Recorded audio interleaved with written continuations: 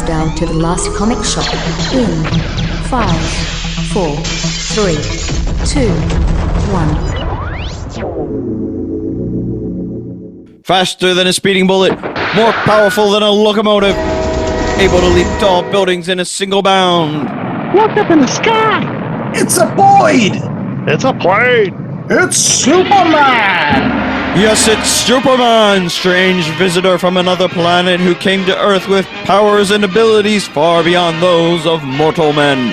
Superman, who can change the course of mighty rivers, bend steel in his bare hands, and who, disguised as Clark Kent, mild-mannered reporter for a great metropolitan newspaper, fights a never-ending battle for truth, justice, and the American way. But Russia! Das Vidanya! Here on the Last Comic Shop podcast. Thanks so much to Jay Scott for giving us all a great way to kick off our Superman-related week. That's right. It's all about the Man of Steel, given there was a movie featuring that awesome character that graced our movie screens this past weekend. And we're here to not only review that movie, but give you a comic book that you might want to check out at your local comic book shop or bookstore that features iconic comic book character. I'm the host with the most, Andy Larson. I'm joined by Chad Smith and Jay Scott. And it was J.A.'s pick among all of the multitude of Superman books that he could have picked to pair with the Superman movie done by James Gunn. He decided to pick, I want to say, a very unconventional pick. I think Chad and I had money on some All-Star Superman or Superman, the Man for All Seasons, but we got what, J.A.? Superman, Red Sun. Just the premise alone is so great. The premise that Superman crashes to Earth not in the middle of America, but in the middle of the Soviet Union. And what would happen as a result of that? It's very much a nature versus nurture argument, and a great double entendre for the title, Red Sun, not only referring to the fact that he is communist and the son of the Soviet Union, but also then the Red Sun, the thing that drains his powers and created, the destruction of Krypton in the original. It's just the premise alone makes it worth the read. We'll get to whether it holds up, but Chad, who did Superman Red Sun? Okay, Superman Red Sun was a 3-issue prestige miniseries circa 2003. It was written by Mark Millar with pencils by Dave Johnson, inks by Andrew Robinson, Ken Lopez on letters, Paul Mounts as colorist, and obviously Superman is created by Jerry Siegel and Joe Shuster. Okay. Besides the setup, which I already alluded to, Andrew, what happens in Superman Red Sun? Well, over the course of 3 issues, not only do we get a Superman who was crashed and raised in communist Russia under the Stalin regime, but also the fact that we get a Batman that's got a cool wool hat. We've got a Green Lantern who was kept in a Viet Cong POW camp and tortured for years. You've got a Wonder Woman that eventually gets gray hair. A Lois Lane, a Lex Luthor. Not only does Mark Millar take this little what-if nugget and spread it out to just Superman, but he incorporates everybody that would be like standard bearers in the DC universe, even the rogues, as we'll get to in a second. Lex Luthor, who is still trying to combat Superman, but for different reasons, because he's the American, I guess, savior or whatever. Like, he's the guy that's combating them as the other part of the Cold War. He creates all the bad guys, Metallo, Parasite, Bizarro, all these bad guys to fight Superman as part of, again, the same nuclear superpowers arms race that you got in real life between the USSR and the USA. Interesting thought experiment. We'll get into whether or not anybody likes this, because I certainly don't, but I'll save my thoughts. Chad, what did you think of Red Sun? I enjoyed this. I thought it was a fun Elseworlds take. It's neat to see so many of the characters acting out of character, whether it's Lois Luthor, still Lois Lane for the byline, but she's married to Lex Luthor, and Jimmy is Luthor's vice president. Jimmy, what are you doing, Jimmy? Jimmy Olsen. Oh man, how has he forsaken us? But I thought it was pretty pointed. I think some of the political machinations in here I could see reflected in modern politics, which scares the stuffing out of me. And just the idea of Superman who still wants to do well, but he has a whole different set of ideals that he's imbued since he crashes in the Ukraine. Like I said, it was a fun experiment. It lasted 3 issues, which is not too long, just enough where it didn't become tedious.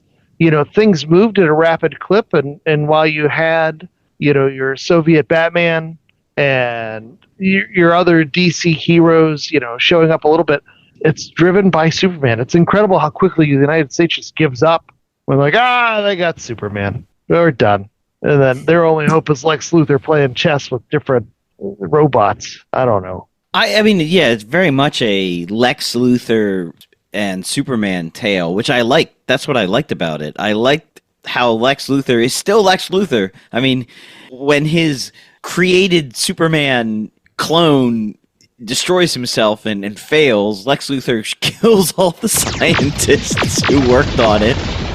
Just shoots them dead because he needs still to Lex. Slate. Yeah, he's still Lex. But then he ends up being the savior. I thought those bits worked really well. What didn't work so well, the epilogue, the future part where then Earth essentially becomes Krypton after thousands of years, and the sun becomes a red sun. I mean, forget about the science that's going to take billions of years to do. Forget about that. And then I thought it was a cop-out that they put Superman as the baby in this future Earth that is now Krypton and send him back in time, and then he lands again in Ukraine. I mean, all they did was set up a paradox, and it happens again and again. Yeah, I was like, ugh. Like, it was right there. It was all there. The whole thing. You had just read through these 3 great issues of this Elseworlds tale, and then the ending could have set up where he actually lands and the Kents find him. But no, they just have him land again in the Ukraine. I was like, oh, that was, to me, I was disappointed in the ending. That's what you were disappointed in? Yeah, because you obviously want to talk. You've got issues. I just have one, honestly. And it's the same issue I had the first time I read it, right? I have no problem with them landing Superman in the Soviet Union. That makes sense, whatever. I even have no problem with there being a Lex Luthor in America and a Lois Lane and Jimmy Olsen. I actually don't even have a problem with there being a Wonder Woman, because, like, it's Themyscira, it's a different island. It's not really like a part of anything. The biggest issue I have with this story, and still to this day, is the fact that just because Superman lands someplace, Batman grows. Like, that doesn't make any sense to me. There doesn't need to be a Batman character in this story for it to work.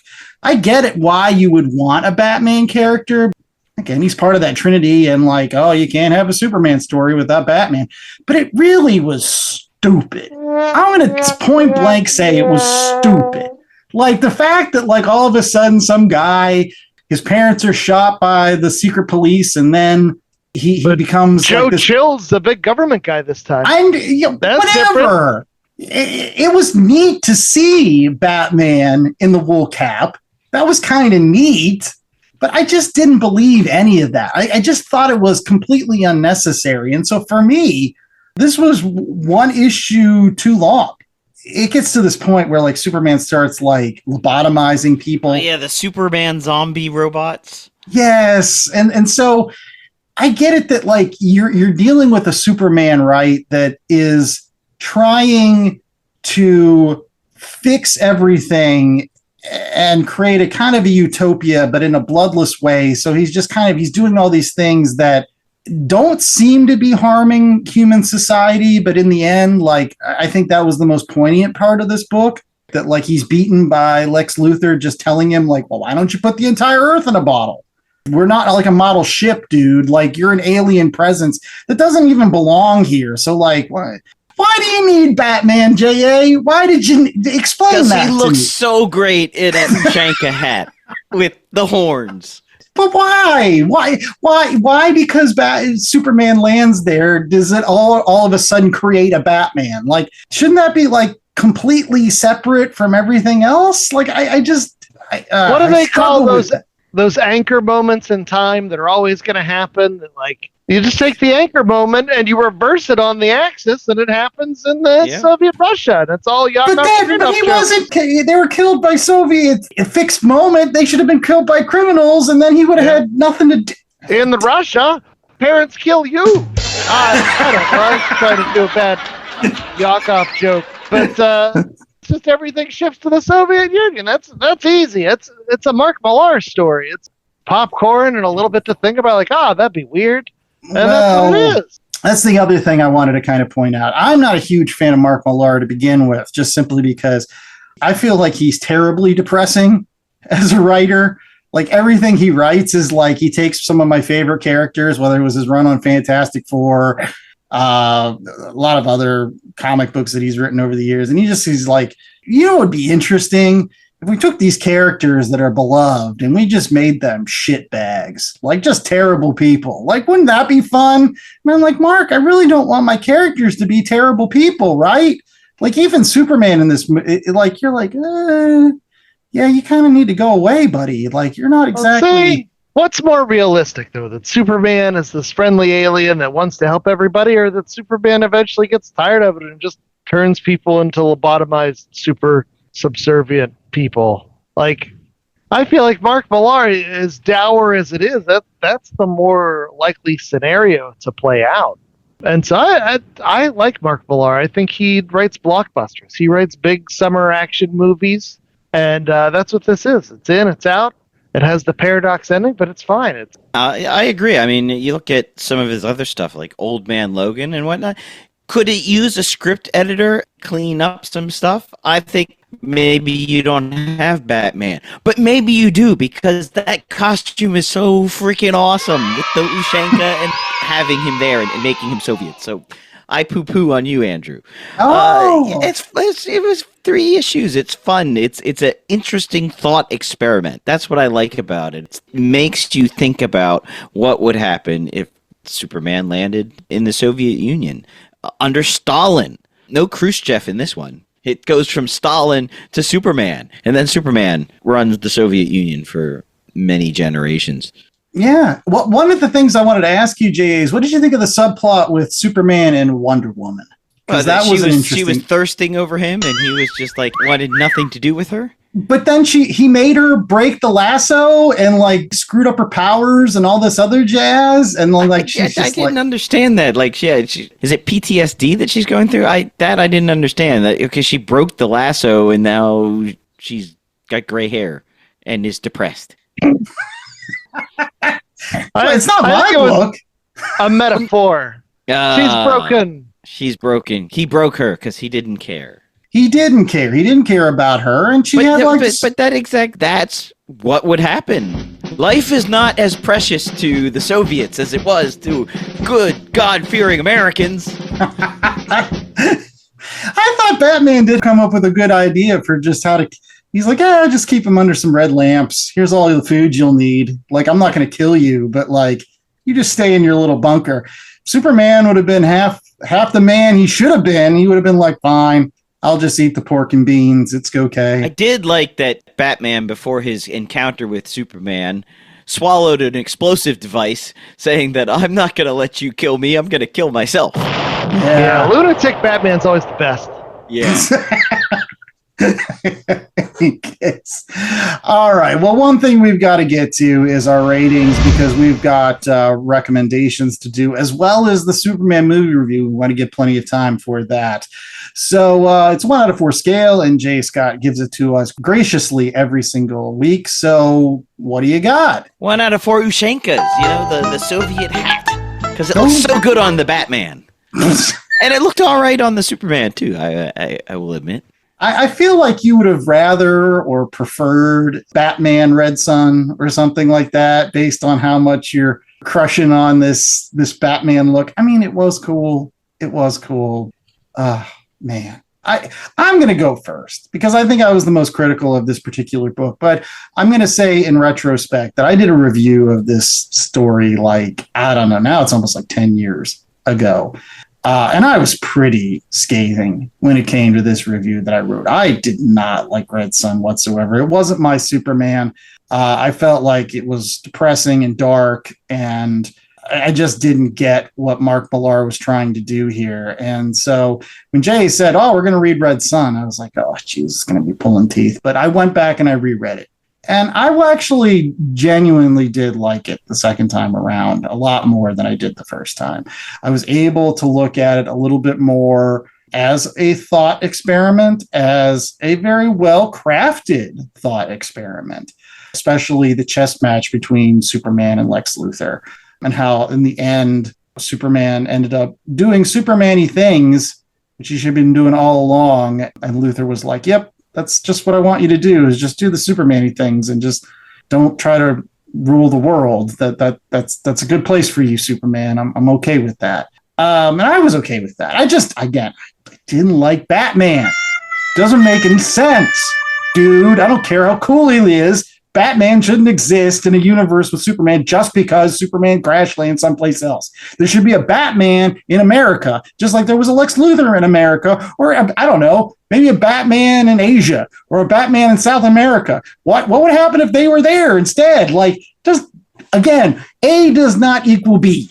I know you want A to equal B, but it doesn't. It just because Superman exists. No, because if you think about it, Superman crash lands in America, and that changes the course of America, which creates the recipe for Gotham to become Gotham and Batman to become Batman. Without Superman crashing into America, suddenly the ingredients that you need to make a Batman in America don't exist. So you're saying that Superman ups the ante. All of a sudden, because you have a Superman in the world, like you're like, okay, it's okay for me to put on a Batman mask and run around. It's like, it's fine. I'm here. I guess you make a certain point. Again, I can't get by the fact that, like, I don't like Mark Millar's writing to begin with, just because I think he's dark, I think he's depressing, and I think he craps on a lot of things that I love. He doesn't do it as much here because I'm not as loving to the DC heroes, so I don't really care what he does with Superman or Batman or Wonder Woman. But yeah, if you did care about them, I could see how you might get pissed. I got pissed at his handling of the Fantastic Four, so I'm going to give this a 2.5. I think people should read it. Like any good What If, it's worth a read. It is interesting, and it does only last 3 issues. But, like, is it my favorite Superman story? No, not even close. Chad. Okay, you actually touched on the thing that was the biggest deal for me. This is a DC What If. Now, traditionally, the Elseworlds, they have their own spins, and the Elseworlds, that was a thing that DC did really well for a long time. But you get Mark Millar, who comes in and he marvelizes this in the way that the Marvel What If stories are always like, what if this one thing was changed? And then we see why, oh, that's a bad idea, right? Everything goes to heck in a handbasket. That's every what if ever ends in trauma and tragedy and despair, and because that's not the way that things are supposed to go. And so you have Superman the Red Sun, and of course it's going to be dark and depressing because that's not the way that things are supposed to go. Superman's supposed to land in Kansas. He's supposed to be raised by the Kents. Batman's supposed to be born in Crime Alley. But in this case, it's all happening in Soviet Russia. I think this works. I enjoyed the story. Like I said, it's another patented Mark Millar summer blockbuster where it's just long enough for me to get the point and enjoy it and then get the heck out of there before you overstay your welcome. It's not too long. It's not too short. It is what it is. And I thought it's really good. Is it perfect? Is it what I want to stay in this universe for years at a time? And no, I would not, but that's okay. So I'm going to give it a 3.5 for Superman Red Sun, because with a character like Superman, sometimes it can be a challenge to find ways to liven things up. And I am always a fan of when people take the Marvel ethos and apply it to DC characters. And so I think that's what you got here. Oh, and the Dave Johnson art. That's killer. We didn't even mention that. Does a really great job. Yeah, I think I agree with you. I'm going to go 3.5 as well. We didn't even mention Brainiac and the fact that the bottled city is Stalingrad. Those little touches I liked. What would have been really interesting is instead of coming back and setting up the whole paradox, Superman ends up meeting the Frank Miller Reaganite Superman. So you've got the Red Sun Russian Superman versus the Reagan Frank Miller Superman. Who wins in that fight? Nobody wins. Oh. We win. We win as the reader. Mutual assured destruction is back. Honestly, I think that they would get along. Sit down and have some pie or something. They're very similar. They're both kind of like. That's the point. But at the end of the day, it's a fun standalone story that makes you think, wow, how one little change, 12 hours difference, literally the spacecraft gone across space and time and just landed 12 hours earlier or later, Superman would have been a good old American. Put him in the Bahamas. I'd love to see Bahama Superman.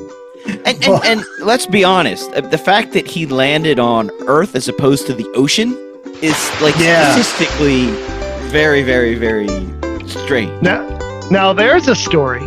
Superman crash landing in Aquaman's kingdom and being raised by fish.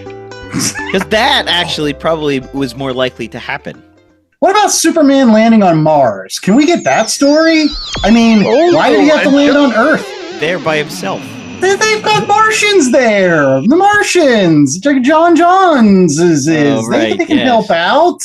And then he'd truly be a Red Sun. See how we work? There we go. Any case, we've got more or less Comic Shop right after these commercial breaks with our recommendation section before we get to that Superman movie review that you're waiting for. Stay tuned. So if he gets his power from the sun, if he's on Mars, is he less powerful because he's further away from the sun? I would think he's just as powerful when he's out in space. Wouldn't he be more powerful because there's less atmosphere on Mars, so more sunlight? Yeah, but you're a lot farther away. Like the sun when you're on Mars is very, very small. So would he be super powerful on Mercury? Hey, it's Mikey Wood, frequent Last Comic Shop guest and collector. And as a collector, I'm always in need of boards, bags, long boxes, and more to house all those comics. That's why I use promo code LCSPOD to get 10% off my orders at bcwsupplies.com. Not only does it get me a discount on BCW's already low prices, but I know using LCSPOD at checkout is another way I can show my support to the Last Comic Shop podcast and their continuing mission to bring fans together under that big comic book tent. So if you're in need of comic book supplies, head out to bcwsupplies.com and use promo code LCSPOD today. That's LCSPOD.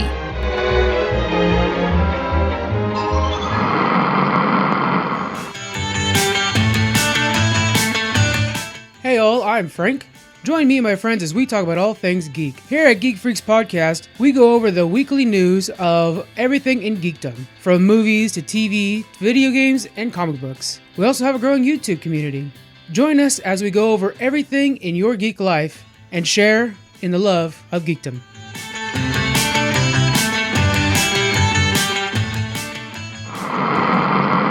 All right, back with more of the Last Comic Shop, and it is now time for recommendations. Yes, that time of the show where if you're waiting for a movie review, you've got to wait a little bit longer because we're still a comic book podcast and we want you to read comic books. So we hope that you go out to a local comic book shop or bookstore, pick up some of the comic books like Red Sun in a wide variety of formats, including, I think they made an animated movie of Red Sun too, so you can watch it as an animation if you want to. We would prefer you read because reading is good, yo. But in case you're looking for other books while you're picking up Red Sun, here's one from J.A. Scott. I'm going to recommend another Mark Millar book. This is Old Man Logan. Some of the scripting and the idea they sort of used in the movie Logan, but a lot of it they did not. Probably a good thing, because you've got Hulk being... it's It's dark. The United States has been broken up into fiefdoms. Logan is essentially sitting by himself because somebody got into his mind and he ended up killing all the X-Men because he thought he was fighting bad guys and he ended up fighting his own people. It's just, I can see, Andrew, where you say you don't like Mark Millar because he's so dark. This is very dark. But there are some uplifting moments, and again, another great what-if thought experiment, sort of seeing the future when superheroes have lost their sheen and they're not really heroes anymore. They're just super-powered dickheads. It is a book of contradictions for me. And extreme. In terms, yeah. It has Venom dinosaurs, which is super awesome, but as you kind of alluded to, it also has Hulk in an incestuous relationship with She-Hulk, which is just nasty. Ew. But it's good. It's good. You should read it. I agree with you. I just wanted caution. Don't buy it thinking it's going to be a slightly larger adaptation of the movie Logan, because it is totally different. Yeah. Oh, yeah. Any case, one thing that is totally different is my recommendation this week, because I don't think I'm going to recommend a book that is good, but a book that you should check out because I actually still was smiling ear to ear. As you may or may not know, over the past couple of months in preparation for the new Fantastic Four movie that's coming out in 2 short weeks, I've been actually going back and rereading a lot of Silver Age and Bronze Age Fantastic Four just because honestly, I love it. And there's a lot that I've actually never read. And as I was pouring through some of the Marvel Masterworks, especially the Jack Kirby and Stan Lee run, I came upon an issue which I always had questions about. There's a particular issue, I think it's Fantastic Four 73, features a cover in which Mr. Fantastic, The Thing, and Human Torch are fighting the weird team-up of Thor, Spider-Man, and Daredevil. And I was like, how did Spider-Man and Daredevil team up with Thor, and why are they fighting the Fantastic Four? Although you get some cool art in that particular book, I was always like, why is this set up? Now, at the beginning of the story, you get this little thing that says, hey, in these issues of Daredevil, Dr. Doom and Daredevil switched brains. And I'm like, oh my gosh, well, I got to read that. And so here I was. I managed to track down the issues, and you can too. They're actually in the Daredevil Marvel Masterworks Volume 4. But there are 2 issues of Daredevil starting in 37 and 38, in which Dr. Doom tracks Daredevil down in the middle of a subway station and starts beating the crap out of him. Why? Because I think Daredevil helped out the Fantastic Four earlier. Whatever. Dr. Doom's like, hey, man, you are going to be part of my evil scheme to break into the Baxter building, so we're going to swap minds because the Fantastic Four trust you. And so they switch minds, and so you've got Daredevil being in Dr. Doom's body, and then he tries to escape and is just beat up by thugs, which is kind of neat because you just have like Dr. Doom being kicked by gangsters. But then eventually they just switch brains back. After Daredevil alerts the Fantastic Four that Dr. Doom's in his body, he then decides it's a good idea to go to the Fantastic Four's building. It makes no sense. But what I will say makes sense is it's got great art by Gene Colan. Not only do you get some great covers, in fact, Daredevil issue 38 has a great cover. It's called The Living Prison, in which you've got Daredevil in this face of Dr. Doom. Great Gene Colan art with Dr. Doom fighting Galactus in one of the issues as a recap of a different story. It's goofy. It's got Mike Murdock stuff, whatever. It's neat. And so I recommend that you read it. All 3 issues are in that Marvel Masterworks, the Daredevil Marvel Masterworks Volume 4. So you can get, again, these 3 issues that make no sense, but were a good read. Chad? Okay, so my recommendation is also going to be something. It's a bit of a summer blockbuster that makes no sense, but is a good time. I'm going to go with a crossover that came out of Dark Horse last year, and it is the Turtles of Grayskull, which fuses the Masters of the Universe and the Teenage Mutant Ninja Turtles. And the basic plot starts with Shredder and Krang working with Skeletor, and then some ooze ends up in Eternia, and He-Man becomes a bad guy, and then they need to go back and fix things, and there's some temporal wizardry at play, and the time gets all knotted, and eventually just the universes mash up and cross over, and you get, instead of Too Bad, it's Rocksteady and Bebop. They end up facing against Ninjor, who fits in both worlds, the Turtles and the He-Man worlds. And it's just a fun, silly crossover. It's not something you should think about too much, but it's very Mark Millar-esque in that what would happen if these things collided, and it's playing all these different plot threads out. If you're a fan of the Turtles, if you're a fan of He-Man, this is a 4-issue miniseries. It's been collected. It's written by Tim Seeley with art by Freddie Williams, and toys to back this up as part of the blockbuster effort. I don't know if they're just still available on your local Wally Marts or Targets or Amazons or wherever you get your toys, but you can find the Turtles in He-Man-esque costumes and He-Man people that have been affected by the ooze. It's just fun silliness. So, yeah. Turtles of Grayskull. You know what? I've actually enjoyed a lot of those crossovers, especially the ones done by Freddie Williams on art. I think he did the Masters of the Universe crossover with Injustice, which had absolutely no business being good, but was absolutely great. Can't recommend that one enough. That one's awesome. That's the whole thing with Injustice. That whole book shouldn't have been good, but it was. In case, one thing that we're hoping is very good, but we'll see, is the Superman movie by James Gunn, and that is coming up right after these commercial breaks. Our movie review, all for you. Stay tuned. Look up, everybody. That's right. Cue the John Williams score.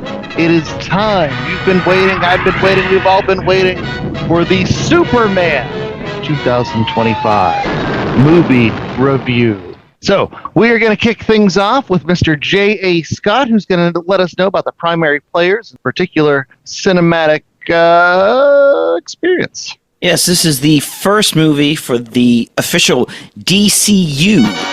No longer an E in there.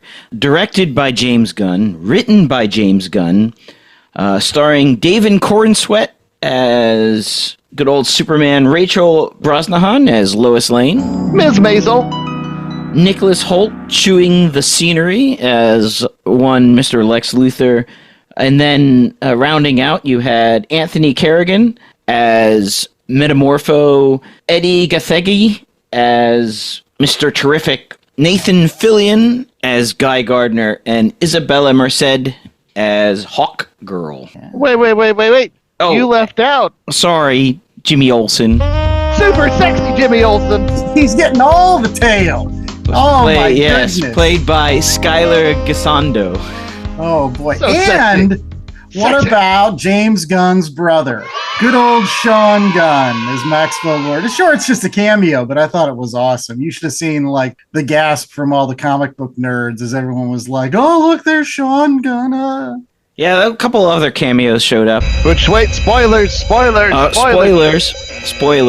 Yeah. We are going to be spoiling some stuff, kids. Yeah, a couple uncredited roles. John Cena showing up as Peacemaker, and Millie Alcock as Kara Zor-El. So very drunk. All right, so Andy, that's the who's it's. Now we need the what's it's. Can you give us our 10-cent synopsis for Superman? So Superman has only been around for about 3 years officially when this movie starts. Like, this is early on in his career as a superhero, and he really did change the entire dynamic of the metahuman community, I guess. Up until this point, all the rest of the metahumans were just like, we're just around, right? We're just here. We're just doing things. But Superman shows up on the scene. He's like got this immense power or whatever. So everybody starts paying attention. And they really start paying attention when Superman starts dictating, like, I don't know, how we should be nice to each other. Basically stops a war between, I'm not even going to try to name these two countries. But one of them's bad guy country run by Dickface McGee. And the other one is hopelessly impoverished country that has lots of oil. But it doesn't make him a lot of friends because evidently Dickface McGee's country was an ally of the United States, whatever. But it turns out that the whole war is propagated by Lex Luthor, who not only sold arms to this country, but also once they take over, he's going to turn it into Luthorland. So he needs to get Superman out of the way. So he breaks into the Fortress of Solitude with him and a member of the Authority named the Engineer, which, again, evidently George from Shortbox Summary is a huge fan of, and Ultraman, which is just this guy walking around in a mask. But they break into the Fortress of Solitude. They steal some sort of message that Superman always listened to when he was feeling bad from his parents on Krypton. And it turns out that Superman's supposed to be there to have lots of wives, lots of sexiness on the earth. And Superman's like, I don't like any of this. This is not what I stand for. So he has a crisis of faith. He ends up being arrested and brought in by the Department of Justice, locked up in a pocket dimension, and it's up to the Justice Gang. They're workshopping that name, by the way. I don't know, it sounds like a cool name. But it's pretty much the beginnings of Justice League International, honestly. It's got Guy Gardner, it's got Mr. Terrific, it's got Hawkgirl. They attempt to go rescue Superman with the help of Metamorpho. And at the end of the day, Superman kicks the crap out of Sexy Lexi. And we all wish what ills our real world was as easily dealt with by the Man of Steel as it was in this movie, because it was kind of like all the bad guys got their comeuppance. And I was just like, oh, that would be nice. If that's Guy Gardner got to go around smashing tanks with giant middle fingers. That's right. The only way Guy Gardner could do that thing. Eating Fruity Pebbles with a huge bowl of milk. That's a 10-cent synopsis. I know it might have been long, but there's a lot that goes on in this movie, to be honest. Like, they're setting up not only the Superman franchise, but they're setting up like an entire universe for James Gunn to play in. And really, the only movies or properties that I noticed that actually would have any sort of relation to this movie would be James Gunn's Suicide Squad movie and his Peacemaker TV show. Maybe Creature Commandos, the animated series, but like everything else, forget about it. It doesn't exist. This is its own new thing. I had a friend point out the other day that the old school Justice League does some cameos in the original Peacemaker show. But I think you're supposed to forget that. I've forgotten, so moving on. Moving on, indeed. So we're going to get to initial thoughts.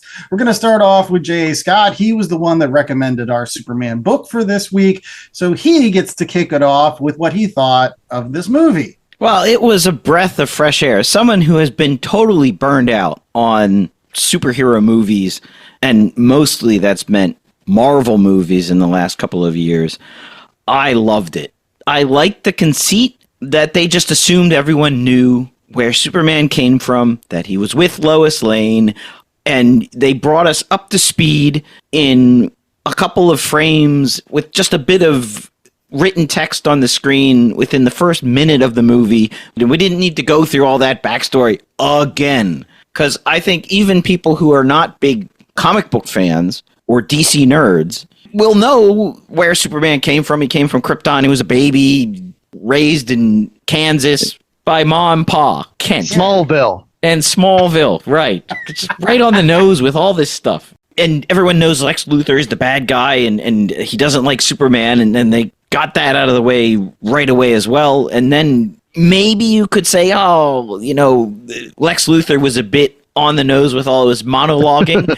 Yeah, there's no need for nuance with Lexi here. Yeah, but that's also, I think, a feature, not a bug. Okay. I was worried about how they were going to work in all these other characters, and I thought Guy Gardner was great. Mr. Terrific was, for lack of a better adjective, terrific. Hawkgirl, I thought, was underutilized, and they kind of felt like they needed to put her in because they wanted a female character, but they didn't do enough with her. She had one badass moment. Listen, I've been reading comics for 40 years. I still don't know anything about Hawkgirl.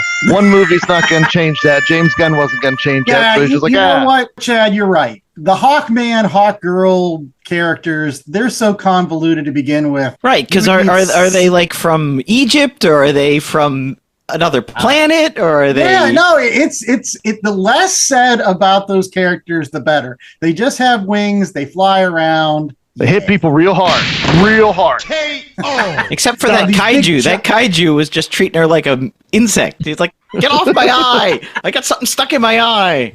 Oh, the eye horror in this one. But other than that, I mean, those are like minor quibbles. It was fun, hit the right notes. You could tell that James Gunn had a real love and a real understanding of DC lore. Even like, from the minor things like the car has a Delaware license plate. I had explained like to 6 people. Metropolis was in Delaware. They're like, no. I was like, yeah, it's in Delaware. It's weird. To the whole point that it's about Superman being the ultimate, human and making mistakes and trying to do better and be the best of humanity has to offer and hope. I couldn't help smiling. I smiled at the end. I smiled when they're kissing in the big sappy scene when they're flying in the abandoned mall, which is James Gunn's commentary on American capitalism or just mall culture. Maybe he misses the malls of the 90s.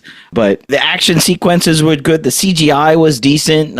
Sometimes maybe a little bit too much rotary camera on a Lazy Susan and spinning it around times. But I thought, other than that, I mean, for the first time I came out of it not regretting that I had just spent 2 hours and ungodly amounts of money to watch a superhero movie. Yeah, man, I loved it. Now, your mileage may vary whether or not you are a James Gunn aficionado. Now, I personally happen to really enjoy the James Gunn movies. And I remember thinking back when we saw Guardians of the Galaxy 3, my big complaint with that one was like, it had all the James Gunn sensibilities, but you could see the strings, right? In this movie, you could tell this was his full, undivided effort. This movie is hopeful. It's funny. It's dramatic. I was tearing up at the emotional beats. I was cheering at the parts that you want to cheer for. The action was good. The CGI was all there. Like, everything was on point. You could tell this movie was the most important movie for the DC universe, and the effort was all there.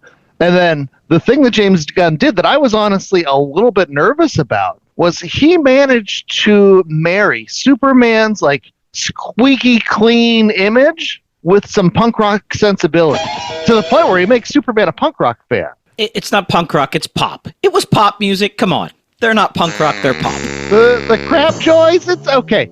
Punk pop. But it's that sensibility, it's that aesthetic, that that upbeat, that hopeful energy, that comes whenever you get the James Gunn experience. And then 2, there was so much about this that was, I don't know if I want to say a course correction, but it was just different than a lot of the other superhero movies that have come before it. Whether it's the fact that you're dealing with a Metropolis that deals with this stuff all the time, when Metropolis starts to be cleaved in 2, they start evacuating Metropolis. Like, oh, all right, we got to get out of here. And that you see the people leaving. So later on, when you see the buildings toppling down, you're not worried about, the loss of life or how many people are in there.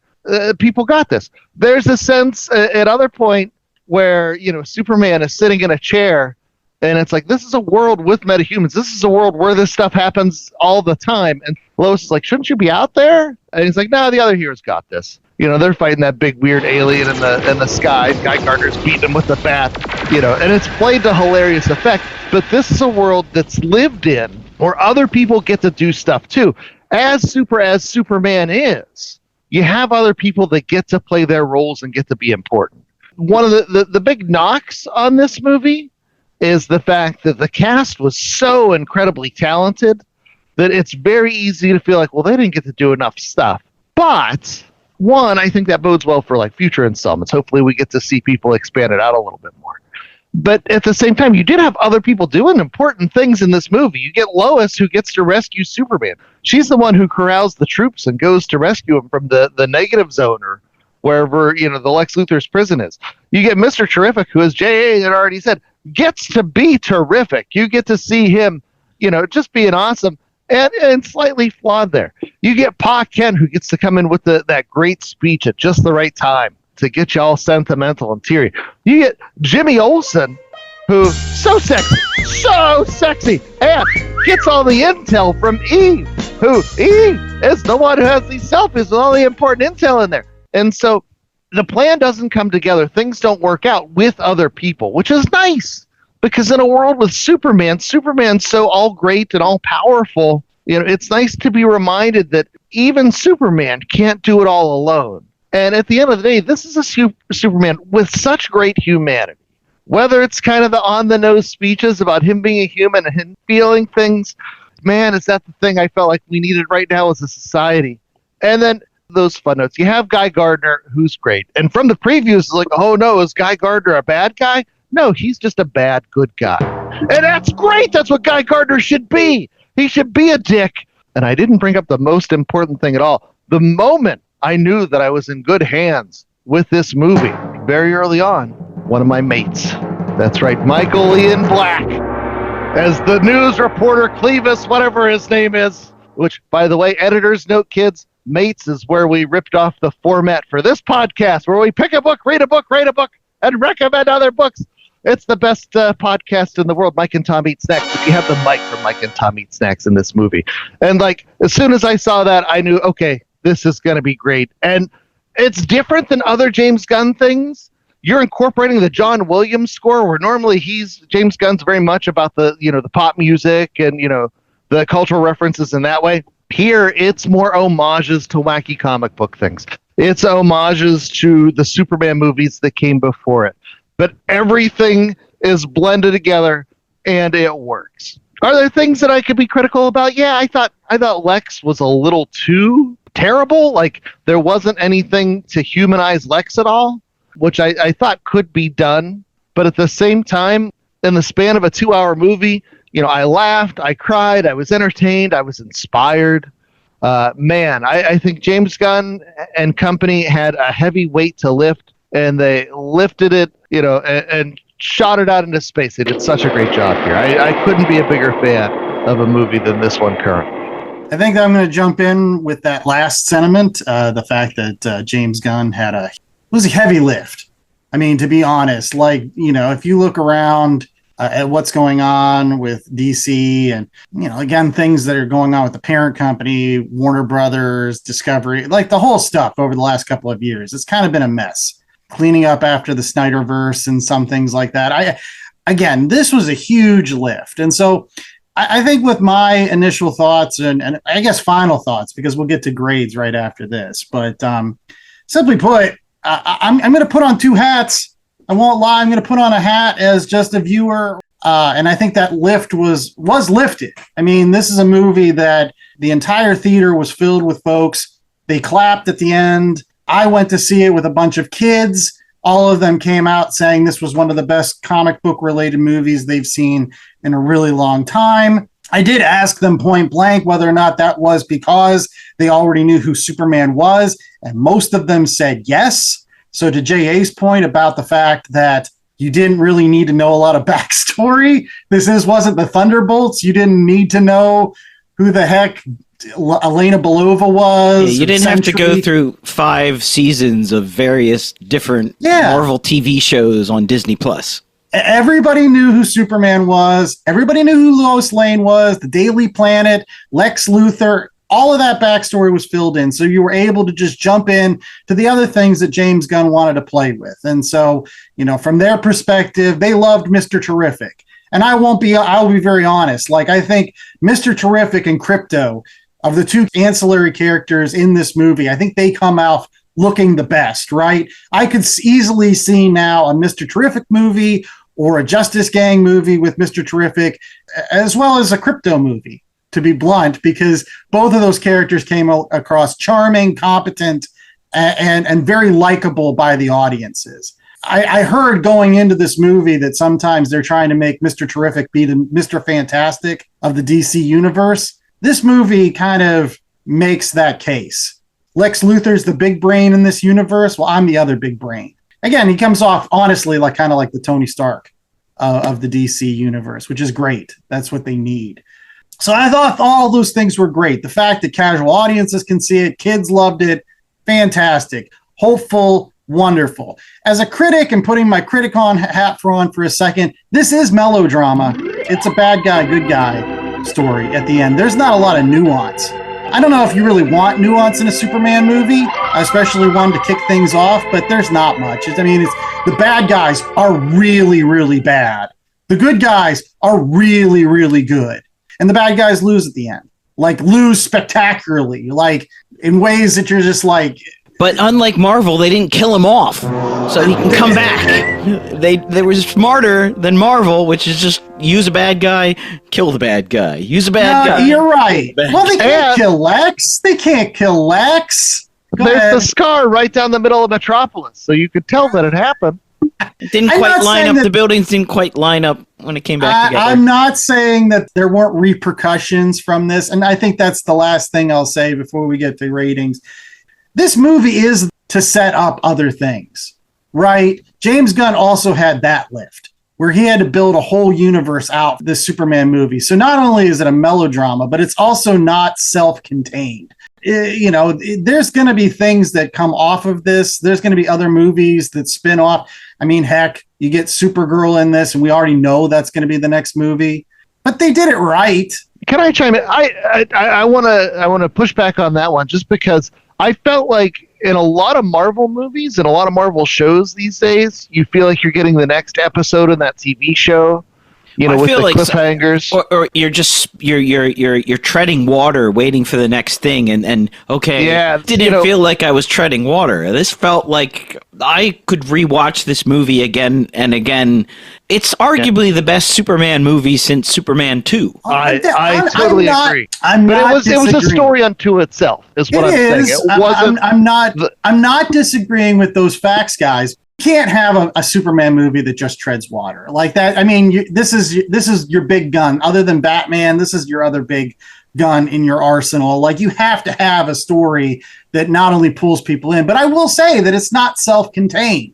Like, it's not, and probably superhero movies will never be self-contained. But anybody that's going into this saying like you're going to get a complete story out of this, like, you do, but there's a lot. Hey, this could happen. Well, there's a lot of stuff, and that's what I thought was so great about it, is because you're thrown into it from day one. It's not like, here's Superman and suddenly we're building out a bigger universe around him with parts. It's like, here's Superman in this bigger universe. It already exists. Yeah, we're just going to tell different stories in the big universe. It's you not get both. Dissimilar to Guardians of the Galaxy, where the galaxy has been existing. You're just being introduced to different parts. The people that lived there, they knew about this all along. Right. Yeah. No, the big downfall with Marvel recently has been the fact that it is too contingent on having done your homework. I feel like if the further movies are like this one, where it's like, you can get a satisfying chapter, and if you want to learn more, it was like reading comics in the old days. If you want to follow that editor's note to go to issue 76 of that other series, you can. But at the same time, in this particular story, you're going to get something satisfying. And so I actually really love that, to pull the feature, not a bug thing. The universe is there. He's presenting this universe, but this is a nice chunk where I didn't feel like, oh, it's just to set up the next thing. Oh, it's just to do this. Sure, there were teases, but I don't know. This was a satisfying experience, I guess. All right. Well, I think that's a lead right into ratings, because I feel like everybody's going to say that I probably hated this movie. I didn't. I'm trying to look at it critically here a little bit. But let's get to great ratings. So what's our rating scale this week for the Superman 2025 movie, Jay? Well, one of the things about the movie that was a feature, not a bug, was that it had all these different metahumans, and not just Superman. So that's what it is. 1 out of 4 metahumans. There were more than 4. So if you want to rate it more than 4, you are welcome to it. But we're going with metahumans. My son, who I went to the movie with, he was asking specifically, he's like, what is JA going to use as the rating scale? Is he going to give us 4 cryptos? Is he going to give us 4 T-spheres? They're not T-circles. Circles are 2-dimensional. Again, I really did love Mr. Terrific. The best part about Mr. Terrific was like the deadpan way he said everything. The bombast of this movie. And then to have him just deadpan deliver all of his lines. We just knew that he was the badass.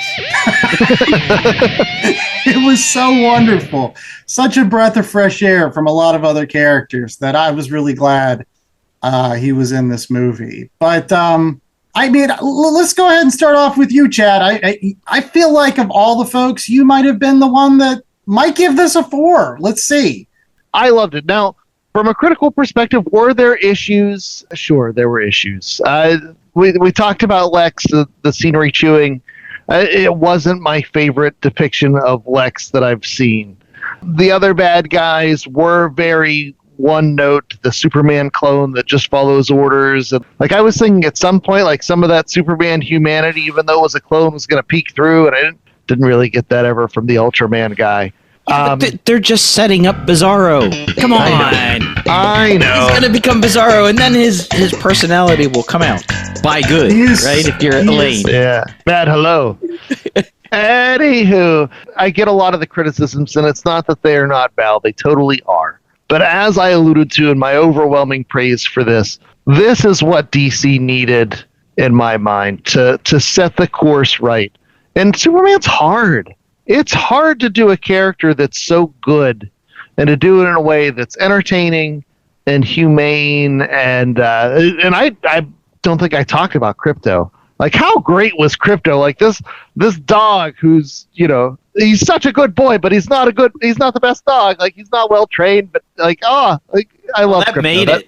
Yeah, that made it to me. I was worried about Crypto going in when I saw the first movie. I was like, oh, really? Oh, they could have done it so bad. It could have been so bad. So chintzy and cheesy and bad. And it wasn't. It was awesome.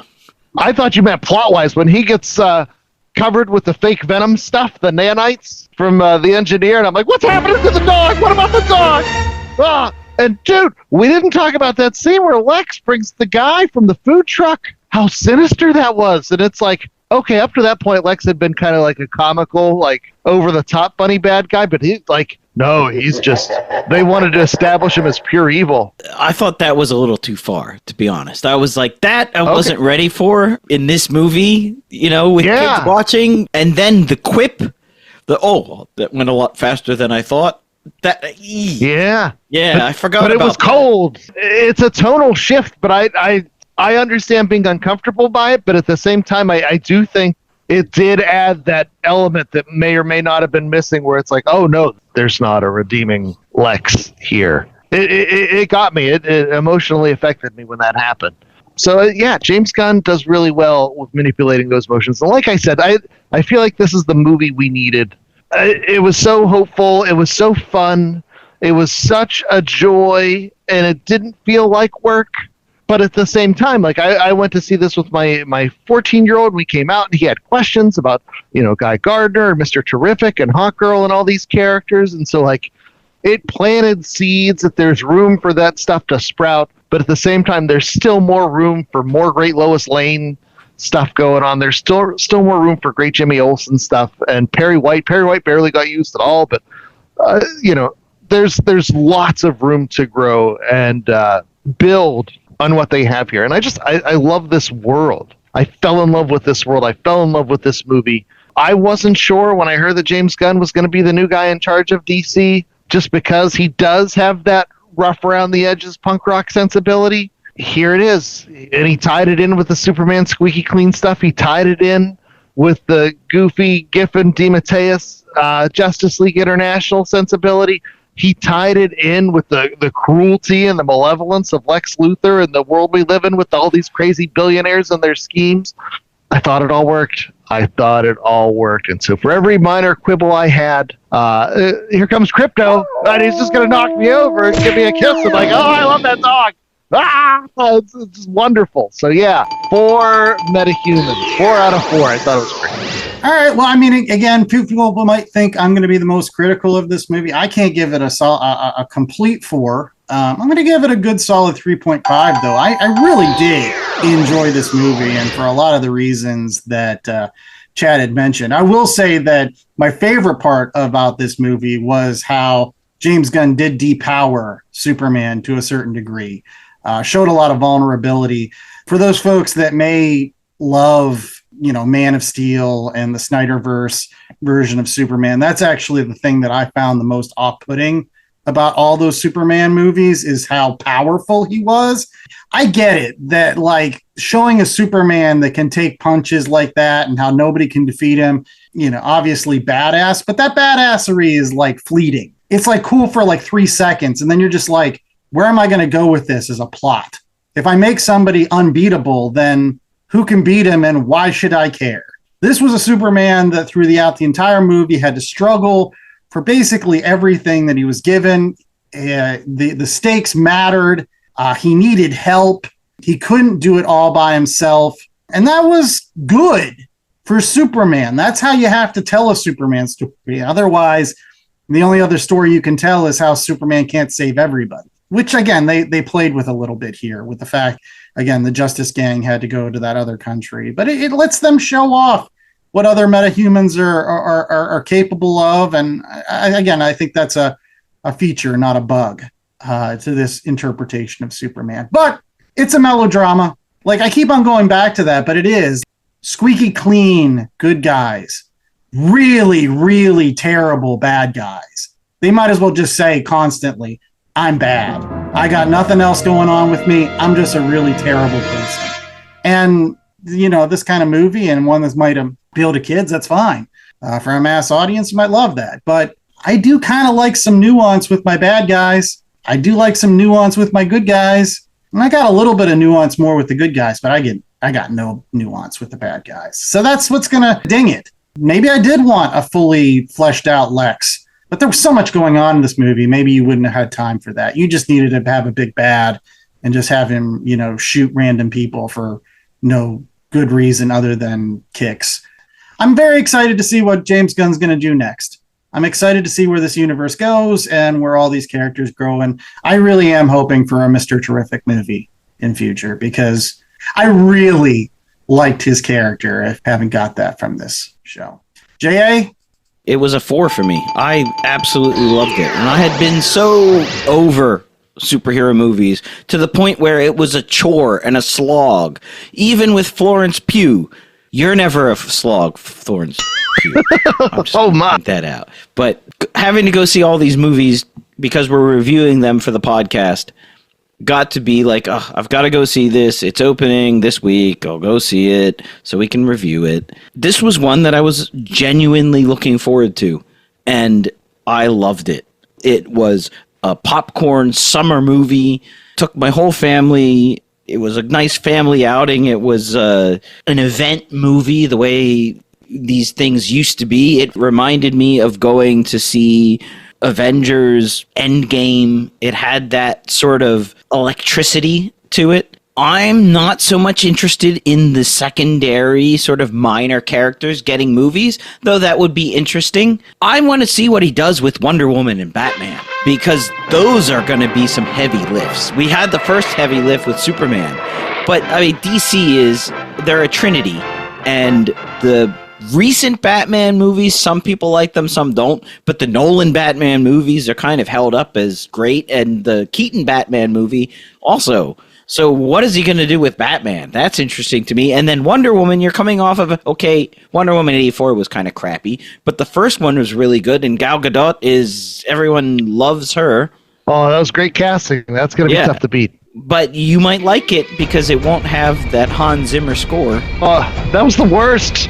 That was the worst! Ah! Which goes back to James Gunn and his judicious use of John Williams' score. And you had mentioned this, Chad, that he's sort of punk rock and he loves modern music, and everything that was done with Guardians of the Galaxy, putting all those soundtracks together, was really a real feature of the movie. Here, it was much more operatic. It was, using John Williams, and then he combined that with some visuals that we haven't seen from him. Really majestic images of Superman floating in the cloud of dust, and he rises above it, floating in the air. I mean, that's iconic, right? He really leaned into the iconography that you can only do with certain Class A superheroes, I think. Batman, Superman, maybe Spider-Man. There's not a lot the entire screen can be nothing but this little man floating in dust to inspire your heart. Yeah, okay, the music did something too. So, I mean, there's a lot of heartstrings being pulled, but it works so well that I don't care. And I was happy to be happy about watching a superhero movie again, because I had really been soured on them. So it's a 4. Well, one thing that we're hoping that you're not soured on is the rest of the Last Comic Shop's schedule for the remainder of this summer. That's right. Not only... Oh, we got another movie. Uh-oh. That's right. Just in 2 weeks, we've got our review of the Fantastic Four First Steps that will be coming out, as well as our coverage of the original issues from Stan and Jack. So we make sure that you come back for that. But yeah, we've got other great things coming up next week. I think it's Helen of Winehorn, that Tom King, Bilquis Everly book that everybody's been talking about. We've got Meatball Batman for all of our fans. We've got interesting interviews with great comic book creator guests. And all of that can be found over at our website, www.lastcomicshoppodcast.com. Rate, review, and subscribe so you don't miss any of this stuff. And if you liked our Superman comments, whether it was for Red Sun or for this movie, leave us some comments, because we always like hearing from all of our fans. There you go. And while we might be the Last Comic Shop podcast, we don't want to be the last comic shop. So as a reminder, after you've gone to the Cineplexes and found your Superman tickets and maybe stopped at the gas station and found some Superman comic books, did you guys see that was a thing? How cool is that? DC's putting comic books where people go. But those are single issues. You want the real stories, you got to find your way to a comic shop near you, where you can also find some of the things we talked about today, whether that was Superman Red Sun, whether that was Old Man Logan in our recommendations, or the Daredevil Masterworks Volume 4 with those awesome Doctor Doom stories, or if you want some fun mashup stuff, the Turtles of Grayskull with some TMNT and He-Man mashupery. All that and more waits for you at your local comic shop. And then you can circle back and talk to us about it on the socials, on the Blue Sky, on the threads. We are Last Comic Shop Podcast. And then you can always circle back to the website, www.lastcomicshoppodcast.com, where they can find what else this week, J.A.? We always have a link to our merch store where we sell t-shirts, hats, coffee mugs, tote bags. Perfect for your day at the beach. You can pick it up. And this week only, we got a special on doggy capes. Because what dog doesn't look better than a dog with a cape? It's true. That's true. And if you're wondering where those are, it's really just buy your dog a tank top and then just like tie it around his neck. It'll work just fine. Exactly. Get one for you and one for your dog too. True. And what we hope also that you get is all your supplies for comic books and other collectibles over at bcwsupplies.com. Use a promo code LCSPOD. Save yourself 10% on all that stuff you're going to be buying anyways. Bags, boards, boxes, things for your Funko Pops, things for your baseball cards, your football cards, whatever it happens to be. LCSPOD is a terrific promo code that works for all of that jazz to get you a little bit of savings as well as support. Maybe for your birthday, you too got a box of Evangeline Chromium cards from 1996 and need some place to put them. You never know. You never As know. one does. LCSPOD, use it at checkout over at BCW Supplies. And until next week, I was the host of the most, Andy Larson. I was joined by Chad Smith and J.A. Scott, and we hope that you come back for, again, Helen of Winehorn, as well as the Fantastic Four movie in just 2 short weeks. Until then, stay safe, stay super. That's right. Get yourself a super pooch. Run around and boy, howdy, did they really set up that Supergirl to be like the Supergirl Woman of Tomorrow thing. Oh, she just goes to all these different planets and parties and stuff and drinks a lot and is kind of debaucherous, but she's going to be great in the end. She's going to be great in the end. I won't lie. I'm excited. I was going to say, we're all excited. That's what James Gunn did. He got everybody excited. We're excited about DC movies, for crying out loud.